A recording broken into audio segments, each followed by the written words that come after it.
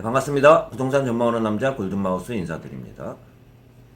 최근에 소상공인이 힘들다 보니까 소상공인 세희망 제도라고 해가지고 자영업자들한테 지원금도 지금 신청을 받고 있는데요.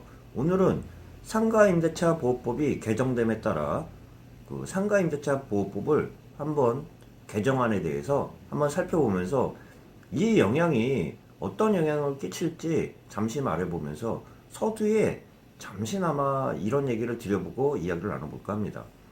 임대차 3법, 임대차 2법이라고 하면서 임대차 3법을 발표를 했잖아요. 그때 당시에서도 분쟁거리들이 많이 있으면서 그거에 대한 해설지까지 내놓으면서 시장에 대해서 혼란을 만들어 놨어요. 그렇게 야기시켰다고 할 수 있습니다. 상가임대차 보호법 개정안의 주요 쟁점을 보면 기존의 3기 이상의 월세를 밀렸어도 임대인 입장에서는 계약갱신을 거절할 수 있었었는데요. 지금은 다시 개정안의 바뀜에 따라 기존 3개월 플러스 6개월 총 9개월의 월세를 밀려도 계약갱신을 거절할 수 없다는 이유예요. 또한 감액 청구를 할 수 있다고 명문화를 하였지만 감액 청구를 할 수 있다고 명문화를 했지만 또한 이것도 합의에서 하라는 내용이기 때문에 큰 의미가 없어요. 강행 규정이 아니라는 내용인데요. 안 됐을 때는 조정관리위원회에 신청을 해가지고 거기서 조정을 하겠다는 내용이기 때문에 제가 더 분쟁의 요소가 더 나올 거라고 생각합니다. 최근 소상공인의 경우 보면 월세가 1년치 보통 보증금이 1년치 되는 그런 그 보증금도 많으면서 예를 들어서 천에 50, 80 1년치 월세에 해당하는 보증금만 받고 계약하는 경우도 많았는데요. 이러한 개정법이 생김에 따라 총 9개월이라고 했잖아요. 그러면 앞으로 보증금을 더 받는 임대인이 새로운 그 임대차의 경우에는 보증금을 더 증액시켜가지고 월세를 받으려는 임대인들이 많아질 거라고 볼 수 있습니다. 지금 상가 경기가 어렵기 때문에 공실도 많아요. 한국감정원에 2020년 그 2분기 그 상가들 공실률을 보면 그 뭐 수도권, 경기, 지방 가릴 것 없이 다 내려갔다고 볼 수 있어요. 중대형, 소형 상가뿐만 아니라요. 이러한 가운데 지금에 발표한 상가임대차 보호법 또한 상가로 임대를 놓으면서 생활하는 분들도 많고 상가를 얻으면서 소상공인이 생활하는 경우도 많겠지만 꼭 이거를 법으로 만들어가지고 강행규정도 아니면서 분쟁조정위원회까지 만들면서 이 법을 발표하면 그 상가 시장에 대해서는 또 어떤 영향을 미칠지 한번 여러분들한테 길지 않은 그 개정안이기 때문에 한번 보면서 어떤 영향에 대해서 어떤 영향이 미칠지 한번 살펴보도록 하겠습니다. 2020년 9월 24일부로 법무부와 국토교통부 보도자료입니다. 상가건물 임대차 보호법 개정 법률안이 국회 본회의를 통과하여 발표가 되었는데요. 내용을 간단히나마 한번 살펴보면서 여러분들하고 같이 이야기 나눠보도록 하겠습니다. 코로나19 경제 위기에 대응하여 상가 임차인 보호를 위한 상가 건물 임대차 보호법 개정안이 금일 본회의에 통과하였습니다. 개정 내용을 보면 상가 건물 임대차 보호법 주요 내용은 다음과 같습니다. 기존에는 3기 차임액을 연체하였을 경우에는 계약 갱신을 거절할 수 있었는데요. 임대인 입장에서는요. 이번에 특례 제도를 만들어서 개정법 시행일로부터 6개월 기간 동안에 그 사이에 연체한 차임액을 계약 해지, 계약 갱신 거절, 권리금 회수, 기회 보호 제외 사유를 명문화함으로써 기존의 3기 차임액 연체 플러스 6개월로 해서 총 9개월까지 차임액 월세를 밀려도 계약갱신을 거절할 수 없다는 내용인데요. 이 내용과 함께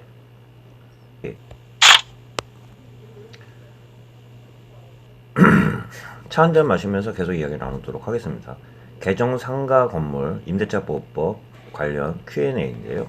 이 내용을 보면 세부적으로 좀 편히 와닿을 수 있을 것 같습니다. 임시 특례 규정을 적용 사례를 설명을 하고 있는데요. 계약갱신 거절 등이 사유가 되는 3기 차임액의 연체의 의미는 무엇인지, 차임 연체액이 3기 차임액에 해당하는 금액에 이르는 경우에 말하며, 차임 연체액을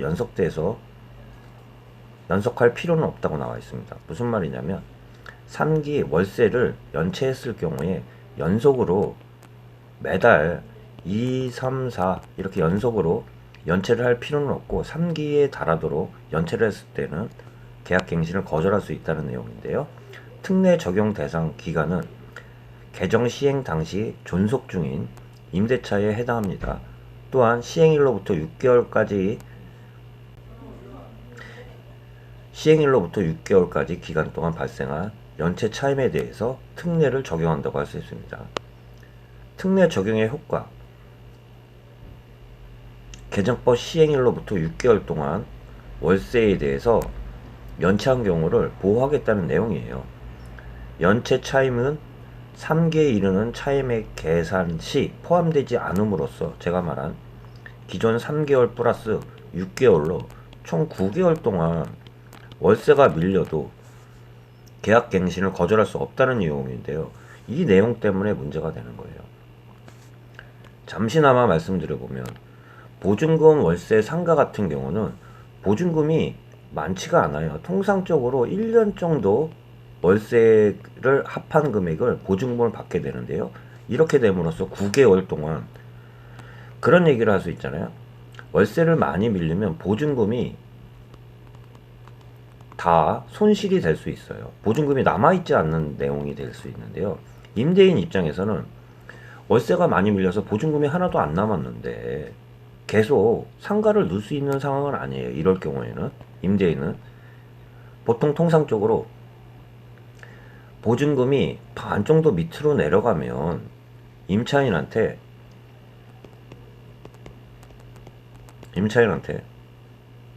보증금을 메꾸기를 요구를 하는 경우도 있는데, 이런 경우에는 9개월까지 봐줌으로써 잘못하면은 월세 보증금이 하나도 없는 상황 하에서도 계약갱신을 거절할 수 없는 그러한 특이한 상황이 생길 수 있습니다. 아무리요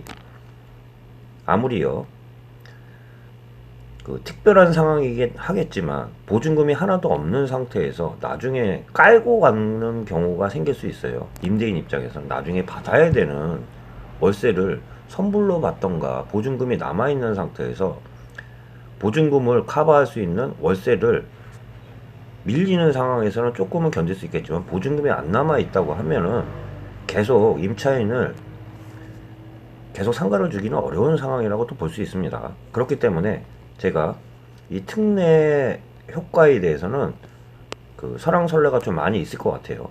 임차인은 특례 기간 동안 연체 차임액의 지급 의무는 면제되는지, 당연히 면제되는 건 아니겠죠.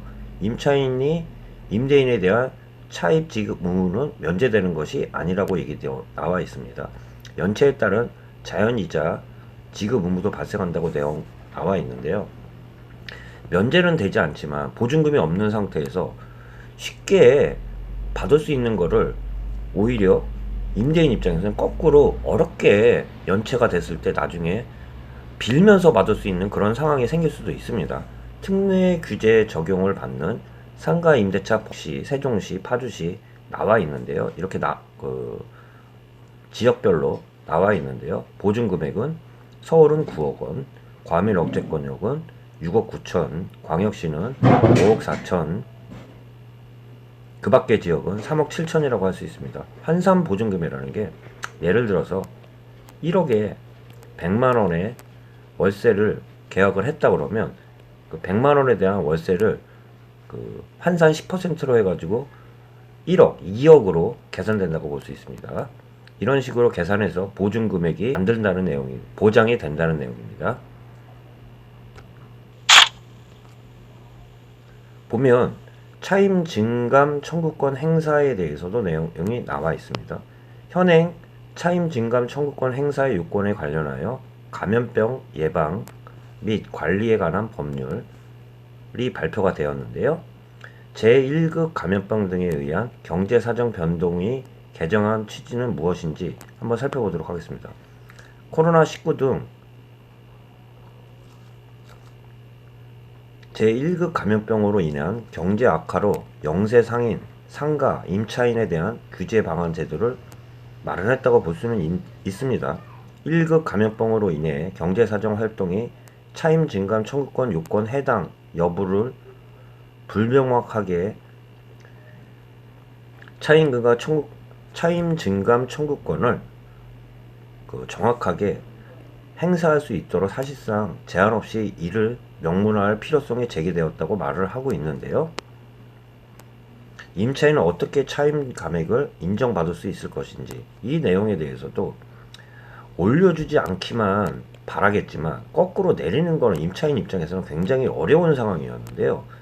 쉽게 감액을 인정받을 수 있을지 한번 보도록 하겠습니다. 차임 증감 청구권 행사는 개정 전과 달라진 점이 없다고 되어 있는데요.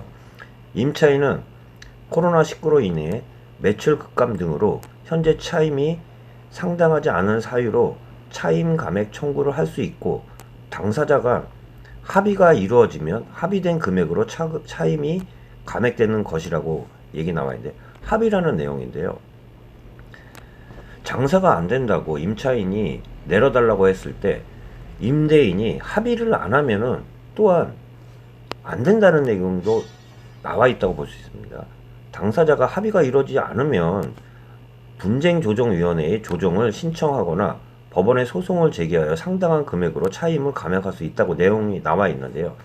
합의가 안 되어 있다고 분쟁조정위원회에 조정을 신청을 할 수 있는 경우는 많지는 않아요. 무슨 말이냐면 보통 임대인에 비해서 임차인의 지위는 을관계라고 할 수 있는데요. 계속 장사를 하기 위해서는 말 그대로 분쟁조정위원회까지 간다 그러면은 임대인과 임차인 간의 감정의 길이 깊어지기 때문에 나중에 장사할 때도 편치 않다고 볼 수 있습니다. 이거를 조정 합의로 처리를 하라는 조항 때문에 강제 규정이 아니라는 판단을 제 입장에서는 판단을 내리는 겁니다.